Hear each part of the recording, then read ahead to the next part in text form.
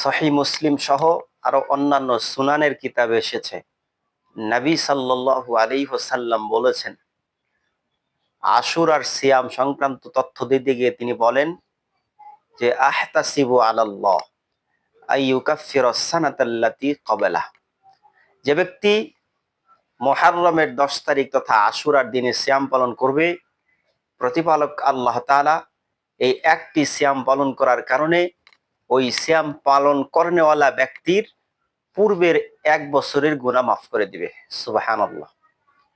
প্রিয় ভাইরা, নবী সাল্লাল্লাহু আলাইহি সাল্লাম যখন মদিনায় গেলেন তখন দেখলেন মদিনার ইহুদিরা এই মুহররম মাসের 10 তারিখে সিয়াম পালন করছে। তখন তিনি তাদেরকে জিজ্ঞেস করলেন, তারা উত্তর দিলেন, ডিটেইলস কথাবার্তা হয়ে গেল। হওয়ার পরে নবী সাল্লাল্লাহু আলাইহি সাল্লাম তিনি সিয়াম রাখলেন এবং সাহাবীদেরকে রাখার আদেশ করলেন। এখানে আপনাদের জ্ঞাতব্যে জানাতে চাচ্ছি সেটি হচ্ছে যে ইহুদিরা শুধু মুহররমের 10 তারিখে সিয়াম রাখে। আর অন্য এক হাদিসে নবী সাল্লাল্লাহু আলাইহি সাল্লাম বলেছেন, খালিফুল ইয়াহুদ, তোমরা ইহুদিদের বিরোধিতা করো। তারা যেহেতু মুহররম মাসের 10 তারিখে একটি সিয়াম রাখে, তোমরা দুইটি রাখবা। অর্থাৎ মুহররমের 9 তারিখ 10 তারিখ অথবা 10 তারিখ 11 তারিখ।